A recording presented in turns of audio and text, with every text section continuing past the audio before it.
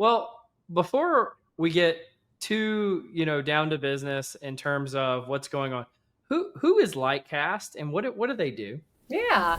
Again, for those people who aren't aware of what Lightcast is, what it does, I know you talked about we serve enterprise, public sector, higher education, global, the combination of kind of public and private data sources. But what are some of the use cases? And thinking specifically, probably mostly in HR, let's be honest, because these are the folks who are listening to this podcast. Like, what are some of the use cases that Lightcast solves for the most? Yeah. And Cole, feel free to jump in too if I miss any. But I like I to get think. called on today. Yeah, exactly. Cara, I know kind of one of your evil curiosities of doing this podcast is you wanted a chance to ask me some questions as a part of doing this. Did you have any questions you wanted to ask me publicly and I'm not aware of what you're going to talk to me about today? Yeah, I do.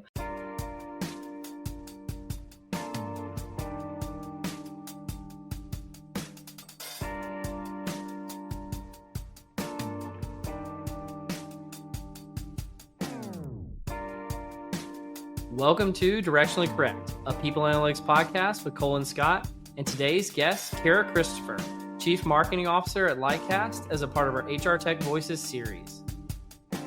Hey, Directionally Correct fans. This podcast is dedicated to you to help educate and entertain you on how to effectively do people analytics, workforce planning, talent intelligence, behavioral science, and understand the impacts of AI in the workplace. If you're looking to stay connected to the podcast, make sure to subscribe to Directionally Correct Substack newsletter, where you can read Cole's articles or watch the video of the podcast. You can also see video on Spotify or YouTube, or listen to the podcast on your app of choice. Feel free to check out Cole's new book, People Analytics, and everything else that's going on at colenapper.com. As always, all opinions are our own, and thanks for being a listener. Cara, welcome to the podcast. Thanks for having me. Super excited to be here. Yeah. Well, before we get too, down to business in terms of what's going on, who is Lightcast and what do they do? Yeah. Lightcast is the labor market intelligence company. We have been around for like 25 years, and I like to say that we were the pioneers or really created the category labor market intelligence. What that is we pull together insights from job postings, from career profiles, think like LinkedIn, and from government sources like the BLS and many, many others. And we collect all that data, bring meaning to it, and then sell it to customers that buy data to learn about the external labor market. Like I said, we've been around for 25 years. So we're actually a combination of two companies that some people may know. One was Emsi and one was Burning Glass. And we merged a few years ago and created Lightcast. And we have depth globally, and we serve HR practitioners that are looking at like job postings data to understand compensation bands for who they should hire and how much they should pay. We're selling data to higher education, who is using that data for curriculum alignment. So what should they actually be training their students for the future of work? And then last, we sell to public a policy to federal, state, local governments that are looking at their specific regions and making decisions about the businesses that are in their regions, and aligning people into those jobs. So it's quite a exciting company. I'm sure I can dive a lot more into that, but I just love that we have like such a wide breadth across what we do and serve so many different clients. It's a fascinating organization. Why am I wearing a Lightcast shirt, Cara? Yeah. So Cole, actually, are you at a year almost for joining Lightcast? I joined last December, so almost a year. I guess when this comes out, it'll almost be a year. Yeah, so excited that Cole has joined our team. I know on this podcast he doesn't necessarily speak and like pull back the curtain and talk about Lightcast, so I'm excited for this one to be the one. I'm actually Cole's boss at Lightcast, which is amazing. I am the chief marketing officer there, and like I said, like a year ago, we obviously part of marketing is looking at the different ways in which we show up to the market so that people like your audience knows who we are. And Cole, you had such a powerful voice in the market for how this data can be used, but you're also an amazing practitioner in your own right. And so we obviously started that conversation a year ago about you joining Lightcast. And yeah, fast forward, here we are. Here we are. Like, I think it's like 42 data snacks later. I don't know. It's been quite a few. But well, again, for those people who aren't aware of what Lightcast is, what it does, I know you talked about we serve enterprise, public sector, higher education, global, the combination of kind of public and private data sources. But what are some of the use cases? And thinking specifically, probably mostly in HR, let's be honest, because these are the folks who are listening to this podcast. Like, what are some of the use cases that Lightcast solves for the most? Yeah, and Cole, feel free to jump in too if I miss any. But I like I get to think, called on today. exactly. I like to think, like I said, we're bringing a lot of external data into enterprises, and so I like to think of us as the context layer for a lot of strategic decision making that happens in HR. I think really obvious ones are understanding the current and future state of supply and demand. So if you're like really in the strategic workforce planning, there's lots of side shoots that we could talk about for how you're setting up your decisions based on external data. Lightcast is also very strong in helping with skill-based transformation, and so we have a long used universal skill taxonomy that allows for just a common language to actually be brought into an organization and help them on their skill transformation journey.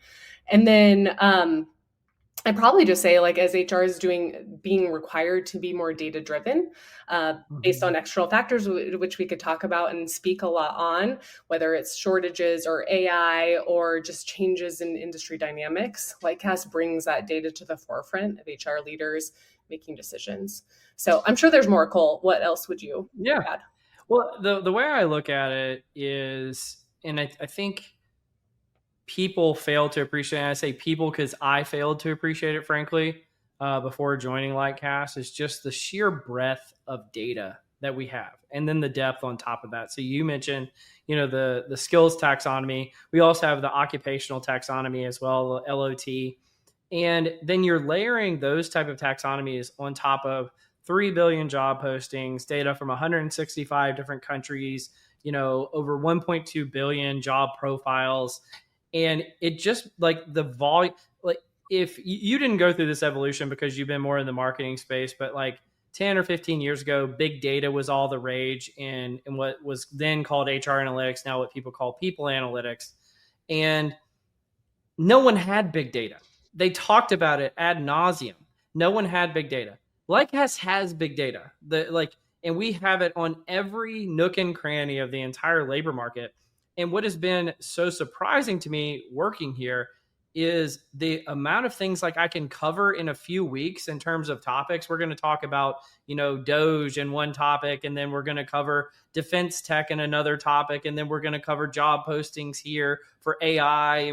And it's just like every single major thing that shows up in the news, Lightcast has data and a perspective on it. In organizations, and myself included before joining, I just didn't realize that. Like, I think, we sell software, we sell, professional services, we sell a variety of things, but at its core, I say that we're a real data company, and that's what powers the whole machine, and that's what gets me excited about it. Would you agree with that? Absolutely, Cole. I think we oftentimes internally talk about, like, we're like a Lego company. Like, we have there's so many ways that you could put the Legos in combination to actually build something. And so years ago, when you created this company, would we have ever thought that we'd be supplying data at jails to help incarcerated people find their way back into the labor market and, like, understand how their skills actually translate into jobs? Like, absolutely not. But that's one example of so many. Like you said, there's hundreds and hundreds of questions that you can answer in your day-to-day as an HR leader using this data. So that's both powerful, but also can be really hard because we have to really define ourselves as the marketing leader in the areas that we can solve that obviously are a major focus right now for HR. So I think you've been talking a lot, and we've obviously been heavily focused on job architecture and how that's like becoming sexy again. But it's absolutely where our data is sitting in supporting that specific use case, which I think is exciting, but there's just so much you can build around it. Let me build on that for a second because, and I want to come back to the job architecture point here in a minute, but just talk about skills, right? And I think you knew before I joined, and you were like, Cole, are you going to be cool talking about skills working here? Because the thing is, the way organizations, at least from my experience, have been approaching skills is what they did is they took, employee profiles out of their HCM and what like people's self-professed skills, and then they tried to make something of it for their organization, whether either on their own or through some technology they bought.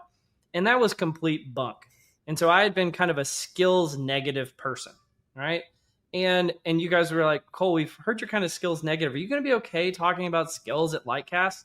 And the reality is, Lightcast, in my opinion, has the only unimpeachable way of using skills, which is looking at them objectively from an outside-in perspective from the labor market, based on the taxonomies, being able to be tied to a variety of other labor market information in terms of job postings, in terms of compensation, in terms of supply and demand, all of these different characteristics that, again, it takes an outside-in lens on this type of equation. And so I've been telling organizations, because I don't think they appreciate it, like, working in people analytics virtually my whole career, I always only had data within my four walls of my organization.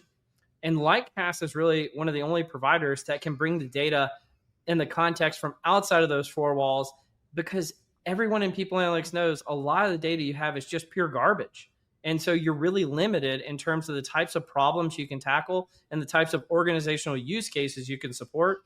And having that outside in lens, it just completely changes the equation on things like skills, and they can become relevant, in my opinion, for the first time rather than just being fluff, which is what I have seen in the past. Yeah. Well, I think you bring up a good point that like the big data company of Lightcast, because they're like, to give practitioners a pass, there is a lot of junk out there too. There's a lot of companies that can say they do skills or that they do job postings, and it can be really biased. So obviously that's where it's important to really understand the breadth and depth and sourcing and the coverage. And we pride ourselves on having the most quality data because we know it's used for real decisions.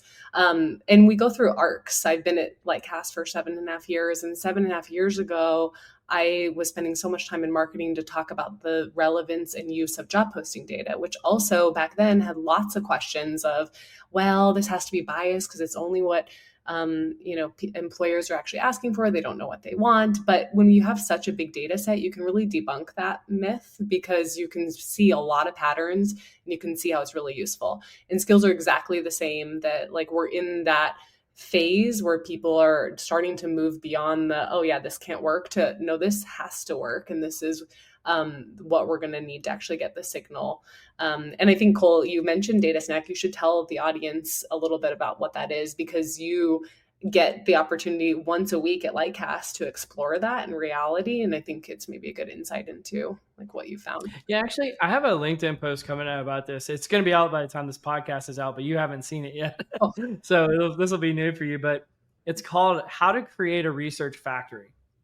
And because coming here, and I think our audience will actually really appreciate this in terms of like how to use data that exists out there, is we had this deadline, much like a news reporter would have like a weekly deadline for their column. They just have to get it in, needs to be 2,000 words, needs to be on a particular topic, and it needs to kind of be punchy, And I feel like we once a week we're releasing a data snack about like any topic that frankly that's in the news, right? So something that's relevant, something that has impact, something that's important, but it cuts across the entirety of our business. So one week it can be about college students, another week it could be about what's going on in the public sector, and another week it's just about the tree of value, which we'll talk about later in terms of people analytics, talent intelligence, workforce planning, and behavioral science.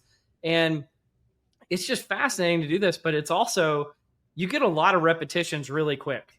So if you're doing people analytics or workforce planning in an organization, you might do a big project that lasts 3 months or 6 months, and you might do 2 or 3 a year.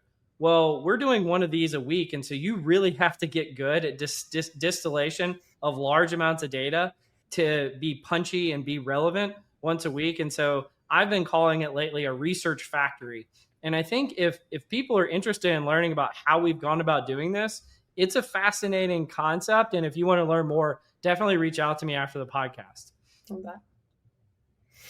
But I've got a question for you. So you were talking about job postings and the value there. So we've got job postings, we've got profiles, we've got the LMI, the labor market information from all the variety of government sources around the world, including the BLS. What is kind of the value? Like, take us one level deeper. What's the value of that data, and how can people use it? Yeah. So Lightcast, the holy grail for us is obviously bringing all three sources together, because you can show supply, demand, and you can map it back to standards like NAICS codes or SOC for some people that know what those are, in a way that people can actually use the data. And so that is obviously where we drive and deliver most of our data across. We believe that trifecta really should be like held true in all. But each of those has its own use cases and value in their own right. Obviously, job postings give us a really good view of demand in the labor market. But oftentimes that's where we spend a lot of time on data literacy, because you have to understand what that data is, because it has its pitfalls. It's not actually hiring data. So it gives a signal of demand. And so you can imagine there's a lot of use cases that can come from having that. Things like understanding competitive intelligence, like where your competition is hiring for. And actually a new product that we're delivering is gain and drain, with a lot more detail, so that you can understand how competition is maybe shifting their workforce models. So on the other side is profiles. So a much more depth into the supply of talent, but you have to look back at what is the source of profile data. Profile data is online career profiles. So there is some bias also in that data, and that it's not fully representative of the labor market or the blue collar specifically part of the workforce. So you have to pair that then with our what we call government or LMI data, which you can think of like any company in the world has to report data, especially in the United States, has to report data to the government. That data is all aggregated, and we pull it and find a lot of models that give a lot more specificity to it. So you can imagine all three of those helpful, useful in their own right, but Lightcast has long believed that our ability to bring them together and then build taxonomies and enrichments and classifications with them is where really the power of being able to find insight from the labor market is. Well, you mentioned the concept of gain and drain earlier. Can you explain what that is, and kind of like we're making forays in kind of the future of what data visualization means? Think about things like Beacon and stuff like that. Can you talk about it all, what that looks like for us, Cara? Yeah. So gain and drain specifically looks at a point in time when think of a company, you're looking at a company, and it's understanding what the makeup of their jobs were and what they are today. And we have a really cool alluvial chart. I wish I was showing it to you all, but you can imagine one that shows you really like in an aggregate way over a time period where that company has maybe been divesting or where they've been investing. So it gives a real pattern. And what's so exciting about this data is a lot of times companies don't see themselves this way. They don't look at that strategic level, and they're making decisions that are obviously strategic, but they're doing it quarter to quarter. And so when they start to push back and see how that's actually happened over time, it really allows them to be strategic. Also, like I said, it's a really good use case for competitive intelligence, because you can get a sense of, if I'm this company in this industry, I'm looking at another, especially with AI, like how am I stacking up to my competitors or differentiating to my competitors? So that's an example. But to your real point, data visualization is key. Obviously, we sit on a lot of data, but there's a reason we call ourselves a labor market intelligence company, because we really believe in our ability to provide intelligence or insights into that data. Because data is only so good as the interpretation. And we, mind you, have so many customers that are amazing data scientists in their own right that really want to get deep and interpret that data. But many that are HR practitioners that have busy jobs and need those signals. And so ability to have that data visualization at your fingertips is super important. Cole, I'll stop. But we're launching. I'll stop it in a second. But we're launching a new product called Beacon in 2026. We've done some teasers with early access over the last couple of months. But the goal is just that. We actually, with the help of Cole being in Lightcast, and we've identified specific workflows that are pretty common for Lightcast to be selling into. Think strategic workforce planning or talent acquisition.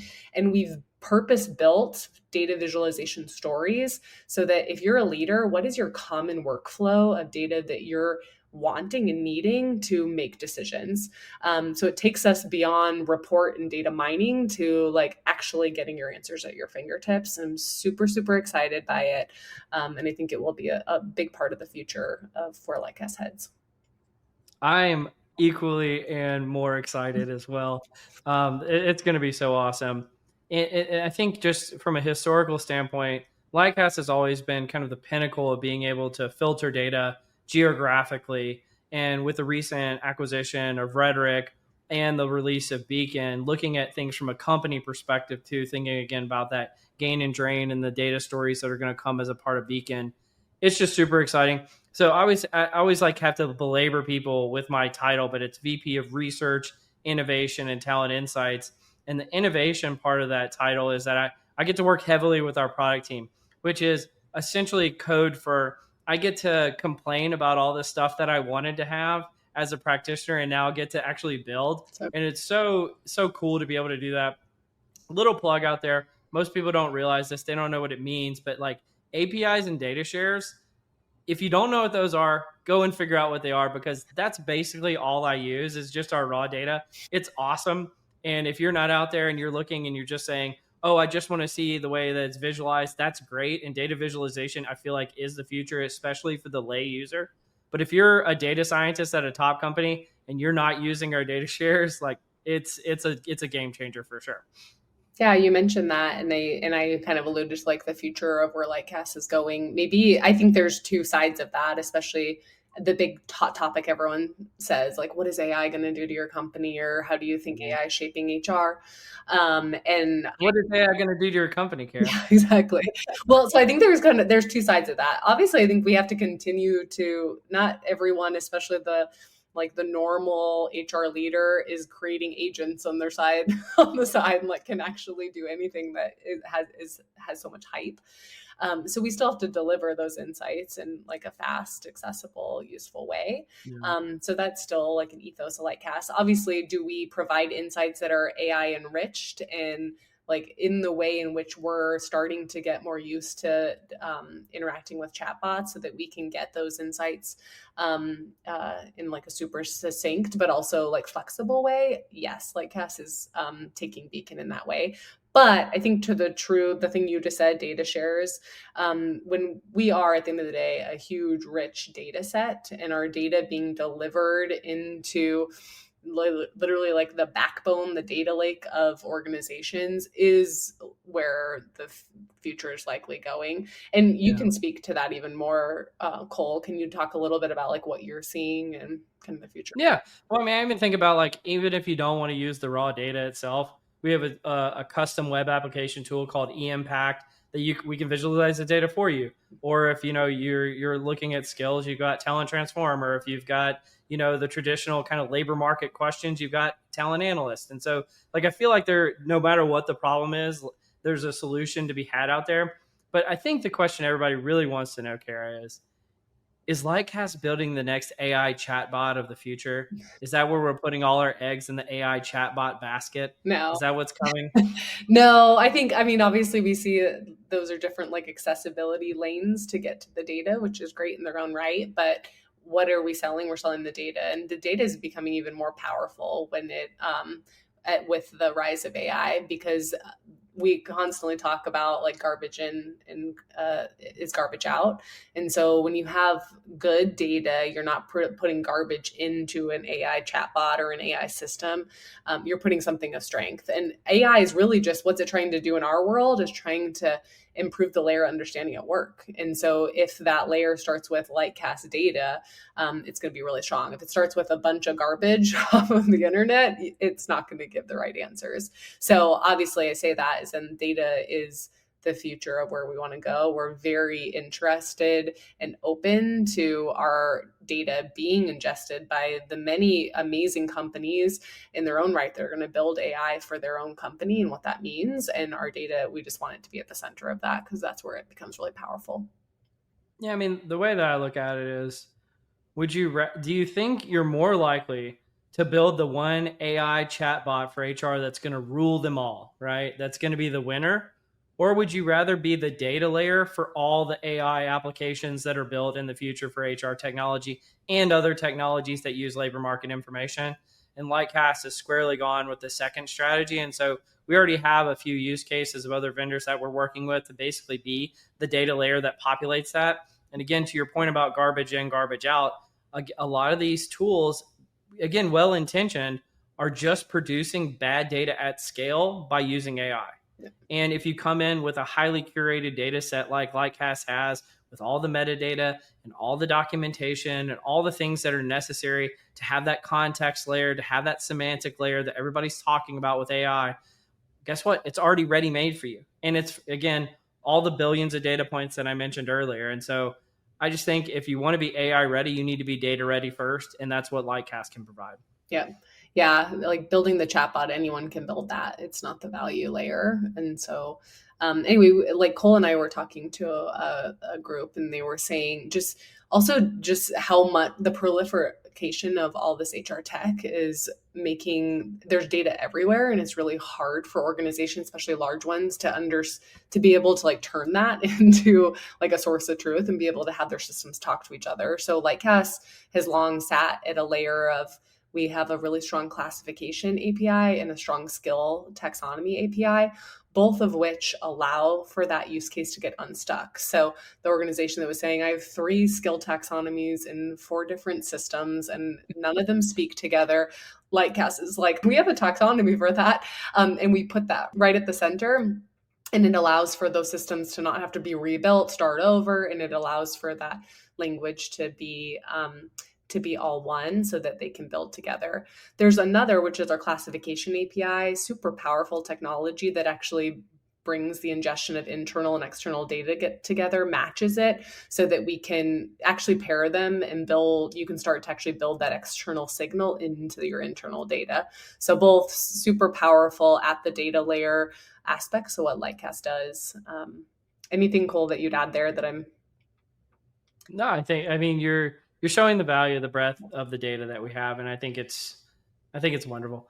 I'm curious, where's Lightcast based? Yeah, so Lightcast headquarters is actually in a small little town where I'm sitting in right now in Moscow, Idaho, which is kind of crazy. And then we have offices all over the world, from Canada to Italy to the UK to New Zealand and India. But yeah, Moscow, Idaho, where I am. Did you know where Moscow was on the map, Cole? Tell me if you did before you started here. Well, the funny thing is, and I want to ask you about this actually. The funny thing is, I mean, I had never heard of it before traveling up there in December last year. But the funny thing is, when I told people that's where I was going, they only asked me one question, and that was, "Are you going to where all those people got murdered?" And so, what is Moscow known for, Cara, outside of Lightcast and the University of Idaho and the Kibbe Dome? Yeah, well, yeah, I think you got them. Usually when I talk to people and they say Idaho, if they aren't associating with Iowa, like it's a win, Idaho, they know where Idaho is. And then the next closest thing they usually get is Boise, Idaho, which, but for those of you who don't know Moscow, we're 6.5 hours north of that, and in a completely different like actual time zone and climate and everything. So I'd say, yeah, if you get that far, it's great. And then unfortunately, I would say in the last couple years, it's now like Moscow, the murder, the murder hub. For those of you obviously that know, it's where the University of Idaho had those 4 deaths. So we are getting ourselves away from that connotation. But I would say in all of that news cycle, no one was like, this happened in this horrible town that no one loves. Like everyone was like, this horrible thing happened in like the coolest town ever. And it very much is. It's just that quintessential small college town. Like it has a cute little one street downtown where everything is catered to like good food, good coffee, like walkable, and there's students everywhere and it's a ton of fun. So I hear they have good sturgeon fishing. Is that true, Cara?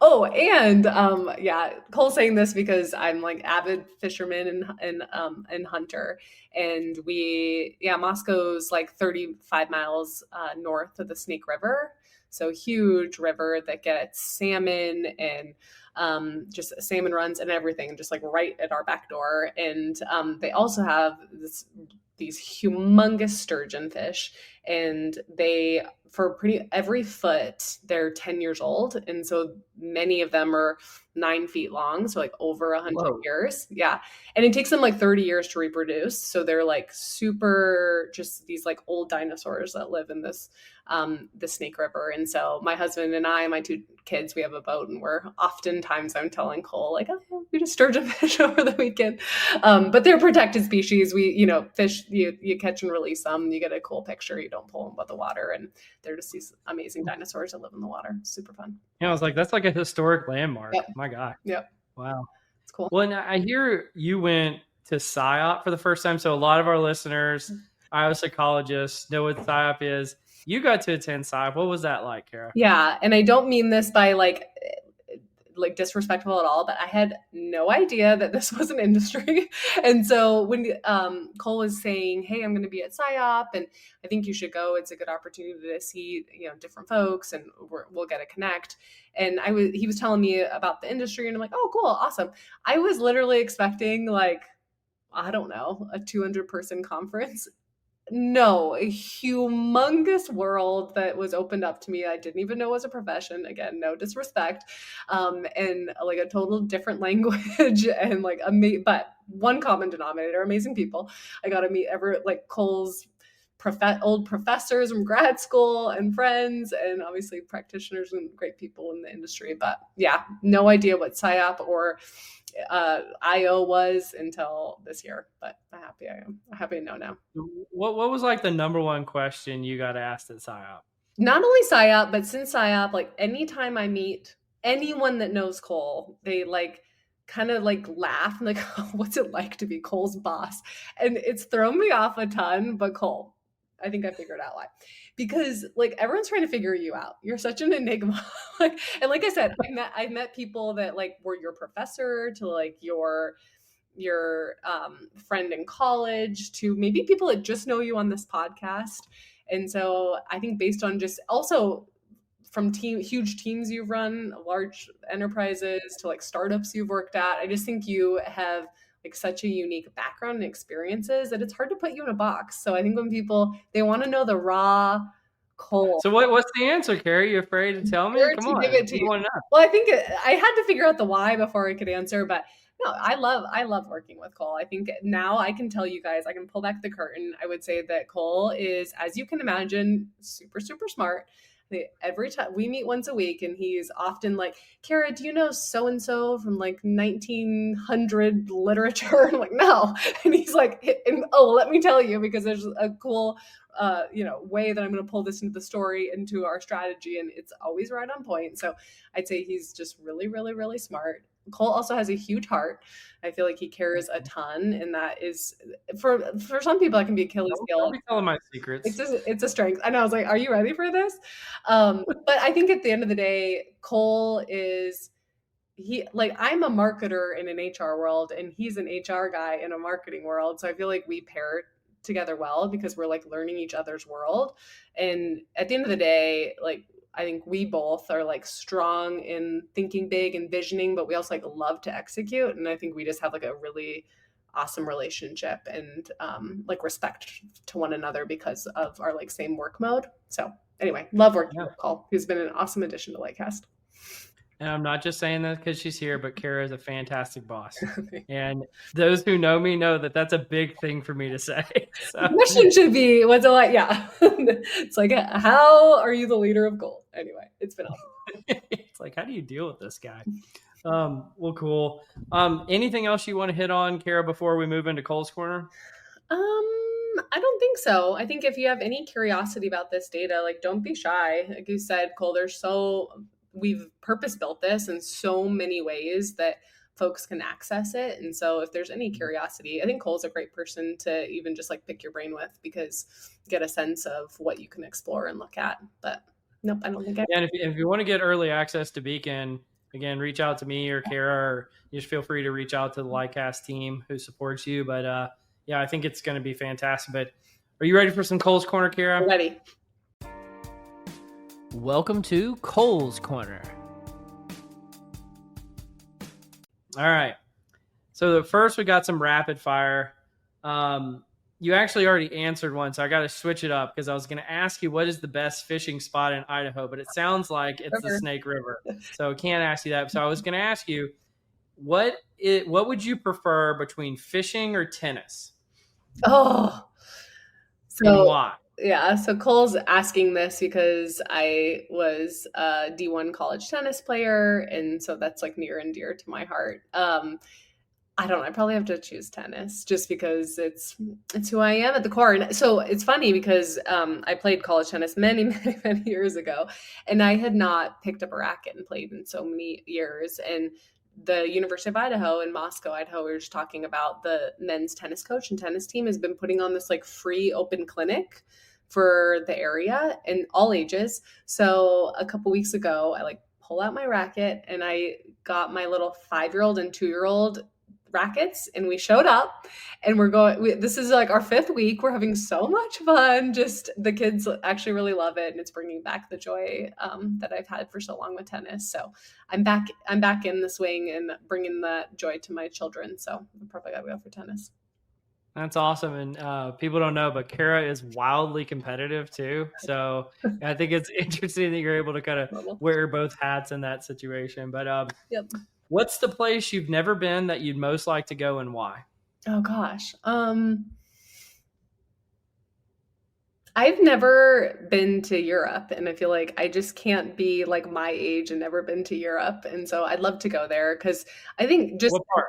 I know. You gotta pick a place. I know. You can't say a continent. Continent is I want to go large. to all of it. I think I'm like most intrigued by my heritage. So Norway or Switzerland, I feel like are 2 areas that I'd really be interested in as well. But yeah, I think like I'm from the Pacific Northwest. I grew up in Montana. Like our history lessons, which are so amazing and valid, are on like Lewis and Clark.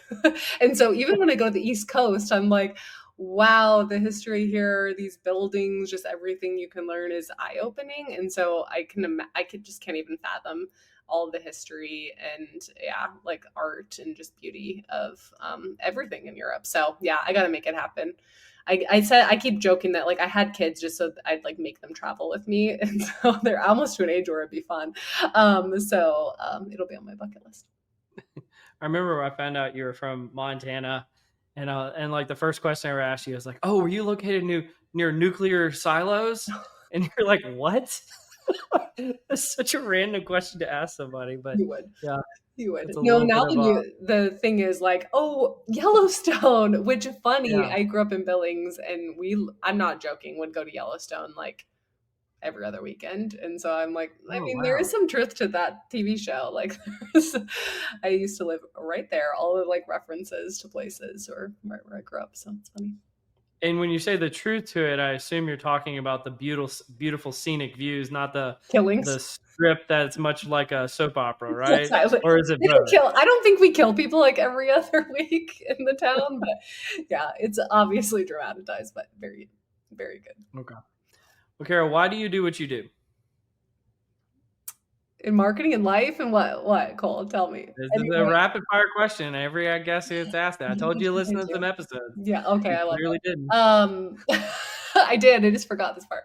Um, I I'm just someone that like really loves to have an impact on things. And not like in any big way, but I just love to like see something work. I love to see a team come together and accomplish something. I don't know if you've ever done like Strengths Finder or anyone here is. I just have like I think achiever is the number one for me. I just really love to like achieve good things. That paired with like the work we get to do at Lightcast that impacts so many just individuals at the end of the day.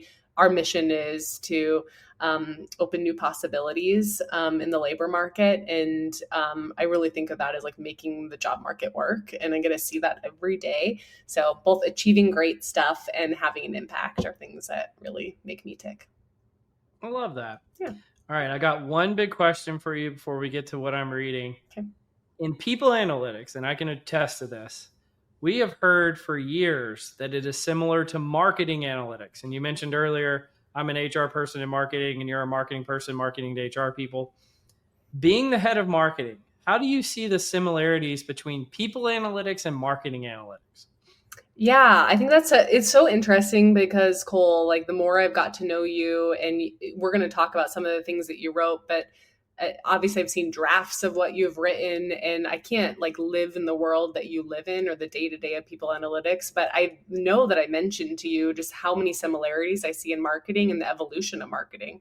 When I join marketing, like the iPhone was just being released or email marketing was going through like complete transition. So you can imagine how analytics started to be at the like just the depth of how decisions were made. Well, fast forward to I think the maturity, marketing's a little more mature than HR, that data is at the forefront of what I deliver at the board, what I deliver to our CEO, how I sit at the C-suite, and how I talk.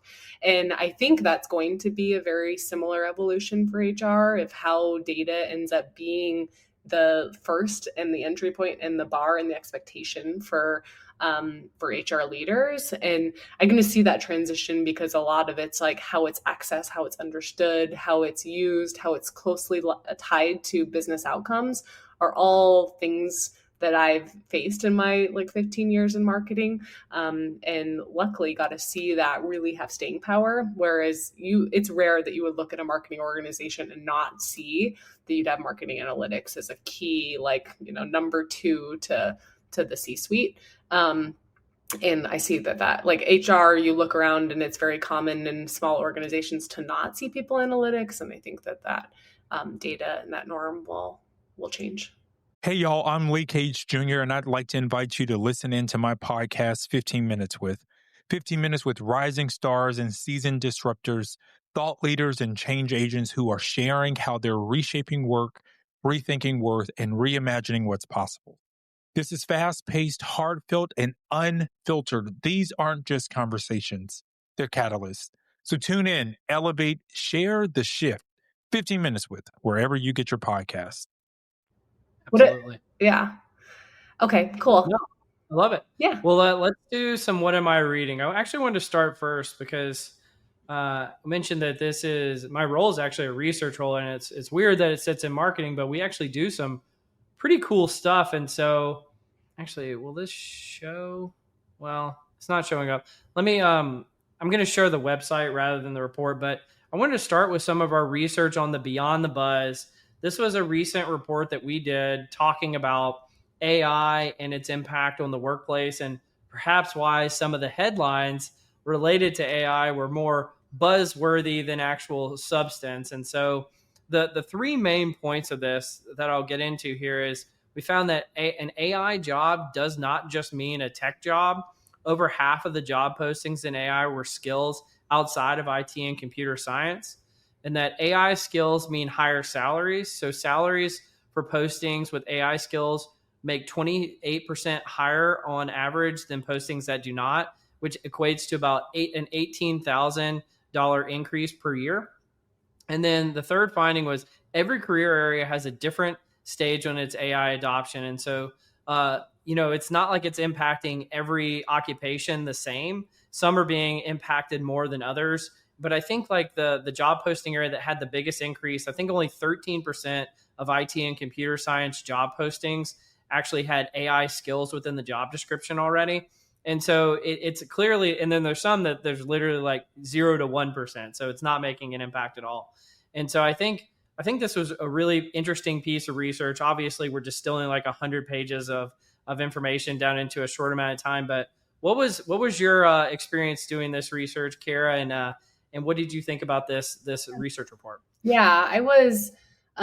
So why did we do this? I think is like the first part, and then I can talk about my favorite parts. But it was hard to find signal in all the noise, and especially even the data that we can look at. It's a lot of like, oh, AI is growing. Oh, AI is large. Oh, AI is on all these countries. Oh, it's in all these areas, but it just wasn't really giving any so what. And so the more and more we deliver data on how AI is shifting, the more our organizations, whether you're a curriculum designer at a university or you're in people analytics, they wanted the so what, like what can we do today about this? So of that data that was kind of like buried even from like the main headline was this really cool AI disruption matrix that we did. So it looked at, close to my heart, a bunch of career areas, but one being marketing, for example. And we looked at the skills that make up the specific marketing career and which ones are being heavily disrupted by AI. And it was just so helpful because that's now we can make action out of this. This is where I can understand the quadrant of where things are really growing so that as I'm in L&D or I sit at a university and helping with curriculum design, I can really start to pinpoint the areas that need attention. Even as a marketing leader, I could say, okay, I know, obviously this is an obvious one, that like SEO, search engine optimization, is changing, but for that to be number one, it definitely makes me focus in on my head of SEO to be like, what are we doing? How are we changing this way? And make sure that I'm giving the tools for that specific career area. So I love at the end of the day that we brought some real action to all this hype. I think that, and just honestly, the salary premium and the, like, it has moved beyond tech. So the fact that we had all these career areas that are really, truly the shift of AI is happening and acute, I think gave the ahas that people had been needing to see. What about you, Cole? You speak on this a ton. So anything that resonates with you that you really enjoy? I really wish I could pull it up because like the report for whatever reason is not working on the streaming service I have, but the AI disruption matrix for HR is fascinating. If you haven't downloaded the report, go download it, if not only just to see that, because one of the things that shows a 2x2 plot based on based on all these HR skills, on their growth in the last 5 years, and then their value to HR. And if you look in the top right-hand quadrant, people analytics is there. And it's actually the most valuable skill in HR according to Lightcast data. But the irony is we also put a color on the chart. And the color was most to least likely to be disrupted by AI. People analytics was one of the highest growth professions. It was the most valuable skill, and it was one of the most likely to be disrupted by AI. And so I thought that was a fascinating finding. I've wanted to talk about it on the podcast 100 times, but I was like, I'm going to wait till Cara is going to come on here and we can talk about it. So I really appreciate you bringing that up, Cara. But it's really cool, the kind of data and access and research that we have access to at Lightcast. Mm-hmm. Okay. All right, let's do the next one. This one is a funny one for me because upon writing it, you were like, Cole, what do you got? What are you talking about? And so I wrote an article called The Tree of Value. It's about uniting people analytics, workforce planning, talent intelligence, and behavioral science. And I call it the Tree of Value, which is all connected by the roots of the tree, which are the value of human capital labor data. And so these four distinct professions, talent intelligence, workforce planning, people analytics, and behavioral science, they're all very similar, but they don't recognize that they're kind of brother and sister functions to one another. And the reason I go by and I do sort of a history lesson to explain why that is. And it's because each of them has a different origin story and started in a different area. And so if you take behavioral science, that's, thinking of like IO psychology starting over 100 years ago with like, Hugo Munsterberg, Frederick Taylor. Taylorism was a very common thing back in like about 100 years ago. Workforce planning started in the Department of War, which I guess is being called that again now, ironically. But in World War I and World War II in the United States, workforce planning started there and then matriculated through the federal government and then into the private sector.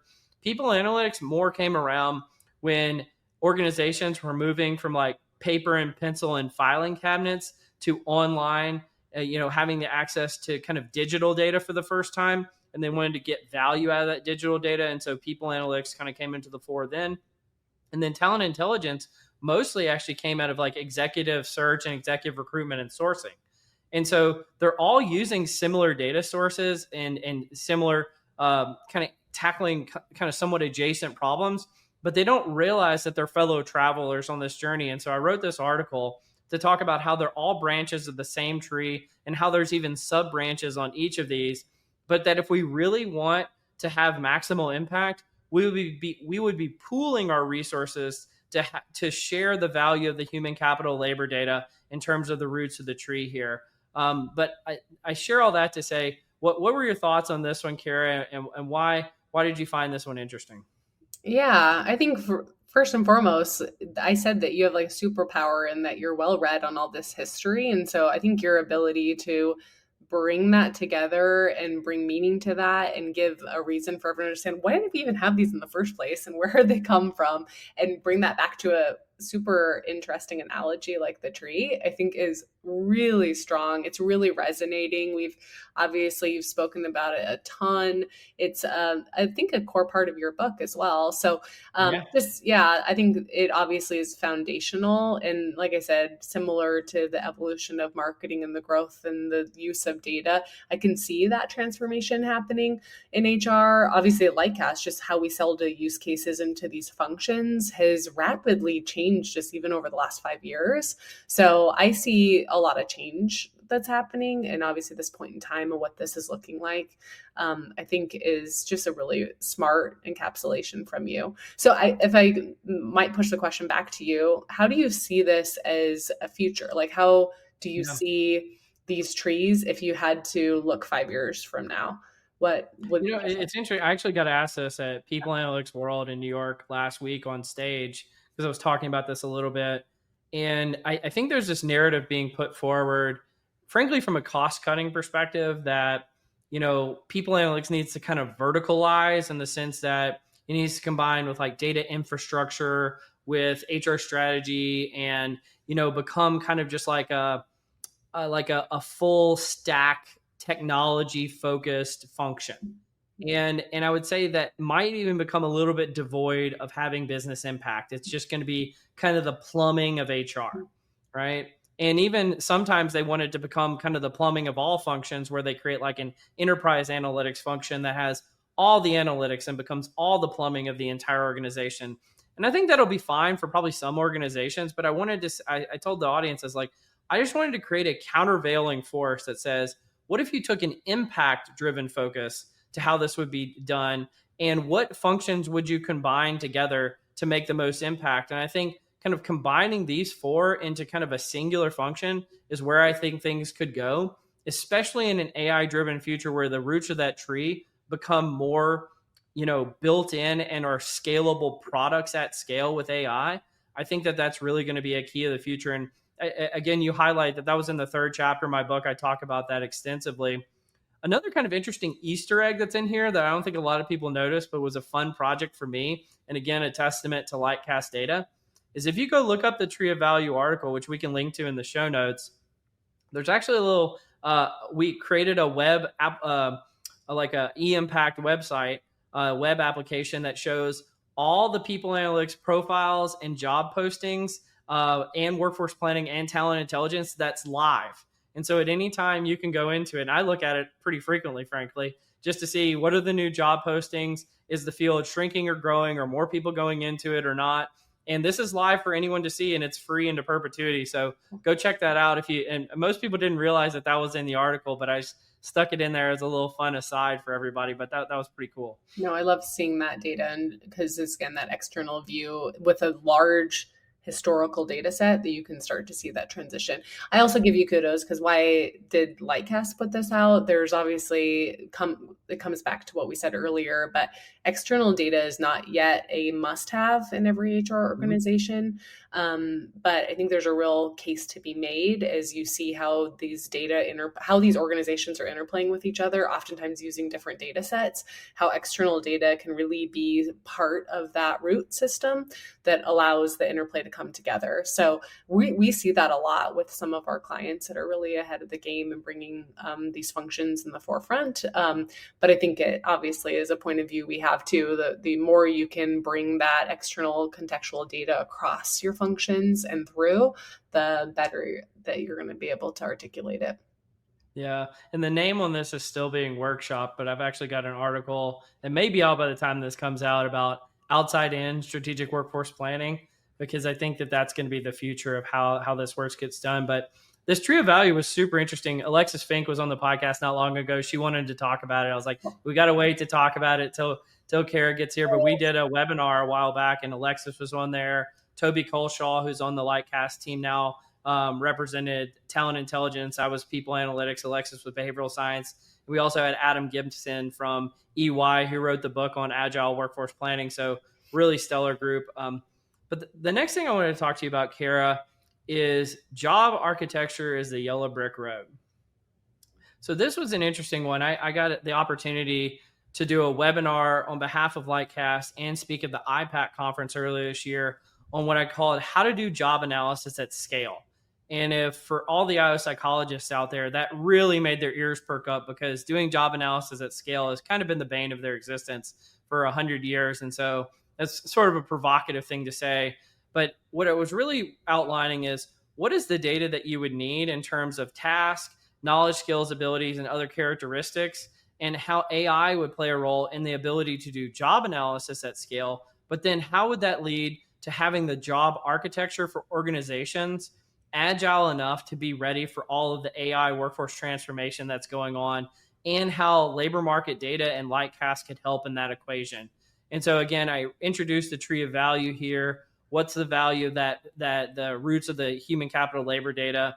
Talked a little bit about how Lightcast can play a role in terms of the bill, buy, borrow, bot, and then what role that the task and KSAOs play, and then introducing Lightcast skill agents and how that plays a role in the ability to make your job architecture not static, but more dynamic, and so that it can live up to what's going on in the world, and Lightcast skills ontology and knowledge graph capabilities. So this was a fun one in terms of just taking something extremely practical and nuanced like job analysis, and then overlaying it and to say, how is this, the capabilities that we're building in this space, making job architecture more dynamic, and where is the yellow brick road of that job architecture leading HR function as a whole? What did you think about this one, Cara? Yeah, well, kudos to you. I think you brought a really fun but relevant analogy, not just because Wicked 2 is coming out here in a month, but I totally didn't even know that, by the way. And all the people at work who are into that kind of thing, you're like, it's so untimely for Wicked, Cole. That's amazing. And I was like, I didn't even know. Come on, Cole, just pretend you know. Maybe it was like subliminal. But anyway, I think maybe their marketing was working on it. Yeah, I think it's really good. Obviously, I think you're pulling back the curtain of what we are doing day to day with our customers and the problem that we're really solving to get into like how skill transformation actually gets done, and it starts here. And what we've learned over time, and obviously where we're taking our product roadmap to making that be more updated, so you don't just build this whole thing and then you let it sit and forget it. And we've built this with real organizations over time that have needed to do this and have seen it in practice. And so I think you just did a really nice job of like bringing it back to the forefront, demystifying all like what is skill transformation and getting to the brass tacks about what actually matters here and what people are getting done and how Lightcast is supporting it. So yeah. Nice job. When it was interesting doing that webinar, because we got to bring in, it wasn't just focused on HR, but it was focused on the public sector as well. Mm-hmm. Bringing in, Dan Putka from Humro, who again, PsyOp fellow, just an institution of himself, like a brilliant dude. We had Alex, I can't remember his last name, but he's at Nestle, and then we also had Dr. Chris Laney, one of our internal social impact economists, who really again gets to kind of triage the difference between how is this going to impact jobs and enterprises, but also frankly how we structure municipal, state, and federal government. And so I thought this was a fascinating one as well. But Cara, I know kind of one of your evil curiosities of doing this podcast is you wanted a chance to ask me some questions as a part of doing this. Did you have any questions you wanted to ask me publicly and I'm not aware of what you're going to talk to me about today? Yeah, I do. I just feel like you wrote the book and have a podcast. I did write a book. Yeah, because you have just such a way of kind of getting through the crap and saying what's like going to happen. And I feel like you have a really good idea of like what the future of HR is. So my question is on that, like, what do you think the future of people analytics in HR will be if you look out 5 years? Yeah, and I talk about this at length in the book. And again, this is all dependent on my own kind of deductions. And so I like to say I don't like to make predictions. What I do is I like to kind of look at the like as things currently stand, what could you logically deduce would be the first order, second order, and third order consequences of that. And one of the things that I see is I've kind of started making this decision tree of HR. If you look, let's say 5-10 years in the future, and there's really 3 branches on the tree. There's HR doesn't change at all, which sadly is a pretty, maybe not the most probable branch, but probably the second most probable, which is sad. Then you've got AI high disruption and AI low disruption. And I define AI high disruption as like AGI gets invented and, we're all out of jobs and maybe HR doesn't even exist anymore. I think that's actually the lowest probability thing to happen. And then I would say AI low disruption is the highest probability. So it's like all the technology, the thought experiment, I've shared this with you internally. The thought experiment is this: what if AI doesn't get any better, but it just proliferates more throughout the function and it gets cheaper and faster and more reliable, right? Mm-hmm. And I think that is very plausible and logical, and you could deduce what would happen. If that happens, what I think is going to happen is the function of HR itself, many of the transactional repeatable tasks that the function goes through, which whether we like to admit it or not, is a lot of what HR does, they're just going to go away a little bit at a time. And I think functions that are data native, that are AI native, that are change management in their orientation, and frankly have the aspirations for leadership, are going to be the functions that transform the future. I do not think that the HR business partners of today are equipped to lead the HR function of tomorrow. I just don't. I know it's very provocative to say, but I just don't believe that that's true because they don't have those skills I just mentioned. And I think people analytics is the function that is most well positioned. I think it's going to be rebranded though. I think we're already starting to see this either as one of two things: is AI workforce transformation. But again, I think the term AI eventually is going to be like internet. People don't call it internet workforce transformation. They just call it transformation, right? And so I think eventually you're just going to call it things like work intelligence. And I think work intelligence is going to be the future of HR. And I think people analytics is going to be right at the fore. But the key thing that I think is missing sometimes is that aspiration for leadership. If people analytics has that aspiration for leadership, I think they can make that change. But I think that's going to be a journey that the function goes on itself, because sometimes, frankly, I think it likes to kind of be a back office function that, doesn't really want to be in the leadership role. Yeah, really good stuff. I love hearing it. Okay, I have a couple more questions. One that is, so obviously I feel like this podcast has a major focus on labor market data. And so I feel this data has been... Especially when you're here. I know, right? This one. I feel that data has been accessible for many, many years. Why do you think now organizations should be using external labor market data? Well, I think there's 2 parts of it. One is, and again, I consider myself like a 99th percentile consumer of being aware of what's on the market. Mm-hmm. I myself still didn't completely realize, and I don't think this is just about Lightcast. I think it's all the labor market intelligence providers. I still didn't fully realize the capabilities that I had access to if I were to use that data in the past. And I had been a previous user of some of these tools. And so for me to say that, I think says a lot. And this is, again, why I said earlier, like the data focus is so important. But as we go into the future, again, you mentioned it earlier, and it gets mentioned almost so often that it's like a platitude, but it really matters in this occasion. It's like the garbage in, garbage out. Ever since People Analytics created, we always talked about you need to have good data infrastructure. You need to have it ready to be scalable. You need to have accuracy, high quality data with the right labels, the right architecture, all of that stuff that goes into it. And then we just never did it. Or like let's say 100 organizations actually spent the money to do it, and every other organization was in shambles, right? And they were just doing their best. And the reality is, I think with providers like Lightcast, or I would just say Lightcast, that those days are over.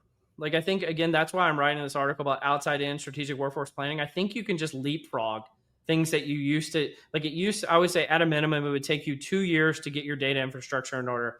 And I just don't think that that's necessarily going to be true in the future with providers like Lightcast and the data that you have accessible to you. And so I think it's going to fundamentally transform the equation of People Analytics always spent like 80% of its time getting its data right and 20% of its time on adding value. And I think that equation is going to get inverted, where it's going to spend 20% of its time trying to get its data right and 80% of its time adding value. And I think that's a really, really exciting future. And frankly, that's why I wrote the book, is to talk not just about what that future could look like, but how to execute once that happens. Because I always heard this quote, always bugged me, is people would say, we need to automate some things so we have more time to be strategic. And I always wondered, what do you mean when you say be strategic? And I think that just meant that we could take longer lunch breaks or something. I don't know. It always really bugged me. And so I wrote a book on exactly what does it mean to be strategic and what would you engage in, just so that it's not an ambiguous topic where we all just, sit around and lollygag. Once we get more time on our hands, we actually go and make an impact on organizations. And I think that's what's exciting. Love that. I like thinking about that too, about how I really see data that'll be activated, not just analyzed, to your point. Like, it's going to be at the point of decision, not just there so you can sit and research, and so that we can all be strategic. So that's awesome. Okay, my last question is, how is it working for Lightcast? Has there been anything that surprised you since you joined us? No, I say this not because you're here. I actually say this privately a lot at work. Is the thing that's so special to me is even the person, like, let's say I like the least at Lightcast is a really, really good person to work with.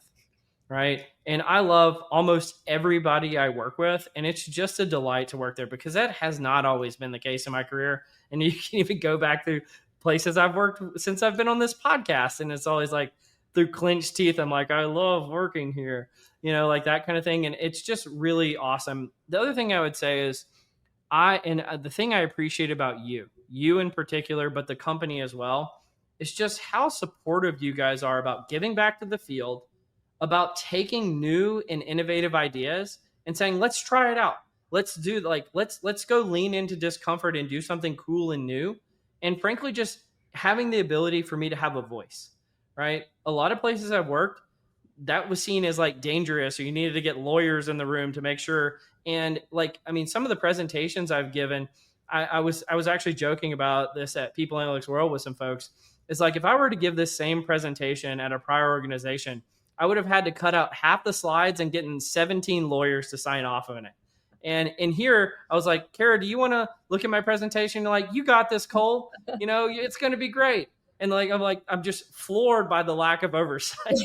It's called trust, not oversight. I know. But you've proven that. Again, when you grow up in corporate America, it doesn't feel like that. It's like you feel like, oh, I don't know what this oxygen is thing. I've never had oxygen before. What does it feel like?